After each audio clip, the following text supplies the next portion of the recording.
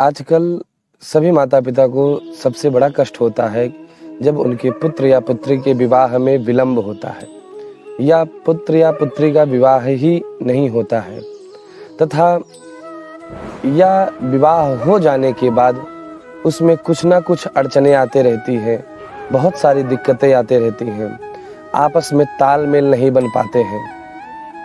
नमस्कार, मैं आचार्य सर्वेश काशी से।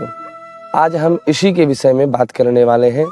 मांगलिक दोष क्या है या मंगल दोष, और क्या है इसका निवारण, किस विधि से किस प्रकार से इसका निवारण हो सकता है। आइए हम सभी इस विषय पर चर्चा करते हैं। मंगल दोष क्या है?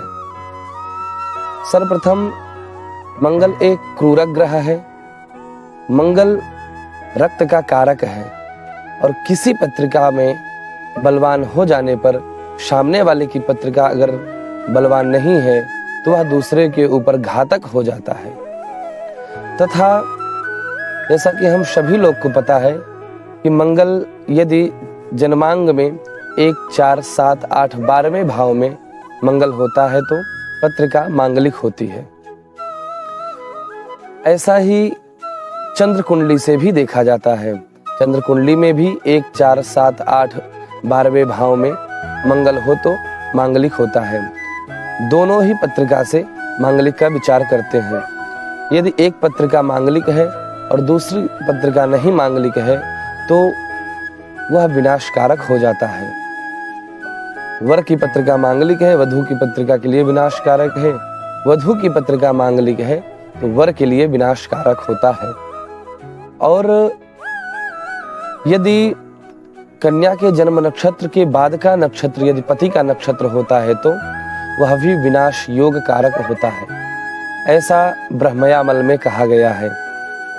और यदि जन्म पत्रिका में सप्तमेश अष्टम भाव में हो, अष्टमेश सप्तम भाव में हो तो वह भी विनाश कारक योग होता है।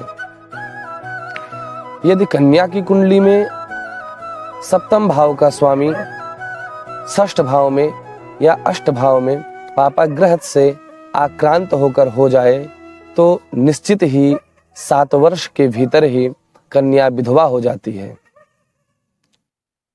इसका परिहार क्या है? एक परिहार तो स्वयं की कुंडली से ही हो जाता है।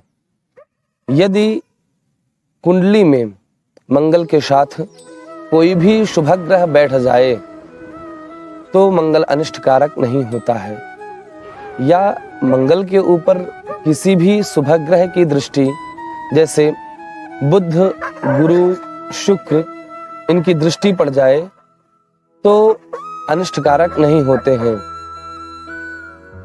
यदि वर की कुंडली में मंगल दोष हो तो वधू की कुंडली में, वधू की कुंडली में मंगल दोष हो तो वर की कुंडली में कहे गए स्थानों पर 1, 4, 7, 8, 12 स्थानों पर सामने वाले की पत्रिका में भी अगर मंगल उसी स्थान पर है तो भी अनिष्टकारक नहीं होता है। तथा यदि मंगल कहे गए स्थानों पर मंगल के साथ कोई भी पापग्रह जैसे सूर्य, शनि, राहु ऐसे कोई भी पापग्रह साथ में हो तो भी मंगल योग कारक जो होता है वह नष्ट हो जाता है।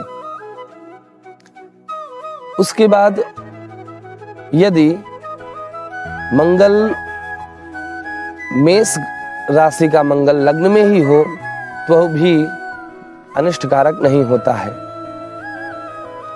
धनु राशि का मंगल व्यय भाव में हो तो भी अनिष्टकारक नहीं होता है। वृश्चिक राशि का मंगल चतुर्थ भाव में हो तो भी अनिष्टकारक नहीं होता है। तथा अपने नीच राशि में स्थित हो या उच्च राशि में स्थित हो, शत्रु राशि में स्थित हो तो भी मंगल अनिष्टकारक नहीं होता है। अगर ऐसा होता है, मांगलिक पत्रिका वर की भी है और वधू की भी है और इनसे विवाह हो जाता है तो जीवन में अत्यधिक ही मंगल होता है। पुत्र पौत्र की प्राप्ति होती है, सुख संपत्ति की प्राप्ति होती है।